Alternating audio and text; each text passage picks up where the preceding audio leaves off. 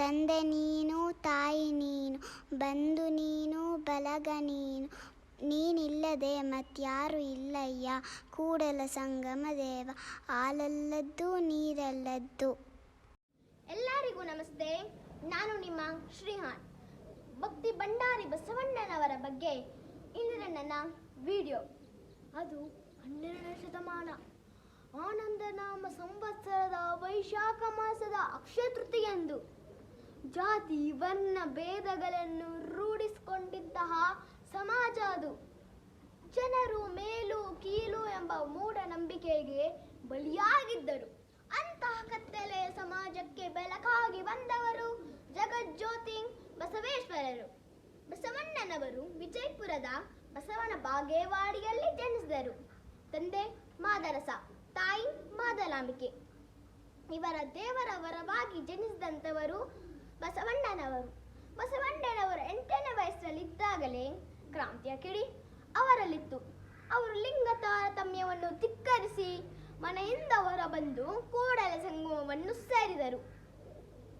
ಅಲ್ಲಿಂದ ಬಸವಣ್ಣನವರ ಜ್ಞಾನದ ಹಾದಿ ಪ್ರಾರಂಭವಾಯಿತು.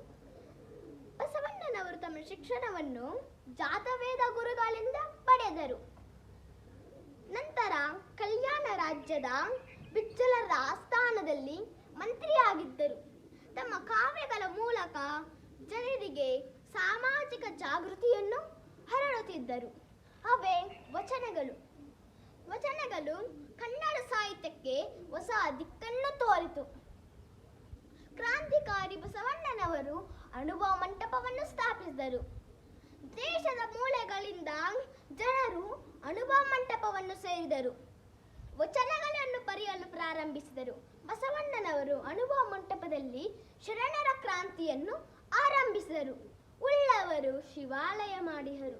ನಾನೇನು ಮಾಡಲಿ ಬಡವನಯ್ಯ, ನನ್ನ ಕಾಲೇ ಕಂಬ, ದೇಹವೇ ದೇಗುಲ, ಶಿರವೇ ಹೊನ್ನ ಕಲಶ, ಕೂಡಲ ಸಂಗಮ ದೇವ ಕೇಳಯ್ಯ, ಸ್ಥಾವಿರ ಕಲಿ ಉಂಟು ಜಂಗಮ ಕಲಿವಿಲ್ಲ ಎಂದು ಬಸವಣ್ಣನವರು ತಮ್ಮ ವಚನಗಳ ಮೂಲಕ ಶ್ರೀಮಂತ ಬಡವನನೆಲ್ಲದೆ ಪ್ರತಿಯೊಬ್ಬ ಮನುಷ್ಯನು ಸಮಾನ ಎಂದು ಇಷ್ಟಲಿಂಗವನ್ನು ಪರಿಚಯಿಸಿದರು. ಜನರಿಗೆ ಬದುಕುವ ಪಾಠವನ್ನು ಹೇಳಿಕೊಟ್ಟರು. 800 ವರ್ಷಗಳ ಹಿಂದೆಯೇ ಸಮಾನತೆಯನ್ನು ಸಾಧಿಸುವ ಕಂಕಣ ಕಟ್ಟಿ ಇಂದು ವೀರಶೈವ ಸಂಸ್ಕೃತಿಯನ್ನು ಹುಟ್ಟಾಕಿದರು. ಮುಂದಿನ ಪೀಳಿಗೆಗೂ ವಚನಗಳು ಮತ್ತು ಅದರ ಉದ್ದೇಶ ತಿಳಿಯಲಿ ಎಂದು ಬಸವಣ್ಣನವರು ಮತ್ತು ಶರಣರು ವಚನಗಳ ಉಳಿವಿಗಾಗಿ ಹೋರಾಡಿದರು. ಬಸವಣ್ಣನವರ ಜೀವನದುದ್ದಕ್ಕೂ ಸಮಾನತೆಗಾಗಿ ಹೆಜ್ಜೆ ಇಡುತ್ತಾ ಬಂದವರು. ಹಾವು ತಿಂದವರ ನುಡಿಸಬಹುದು, ಗರ ಹಿಡಿದವರ ನುಡಿಸಬಹುದು, ಸಿರಿಗರ ಹಿಡಿದವರ ನುಡಿಸಬಾರದು ಕೇಳಯ್ಯ, ಬಡತನವೆಂಬ ಮಂತ್ರವಾದಿ ಹೋಗಲು ಒಡನೆ ನುಡಿವರಯ್ಯ, ಕೂಡಲ ಸಂಗಮ ದೇವ. ಕಾಯಕವೇ ಕೈಲಾಸ ಎಂದು ಸಾರಿದ ವಿಶ್ವಮಾನವ ಬಸವಣ್ಣನವರ ಚರಣಕ್ಕೆ ನಮಿಸುತ್ತಾ ಬಸವಣ್ಣನವರ ವಚನಗಳು ಇಂದು ಕೇಳುವುದಕ್ಕಷ್ಟೇ ಸೀಮಿತವಾಗಿದೆ. ಅದರ ಆಶಯ ಮರೆತು ಹೋಗಿದೆ.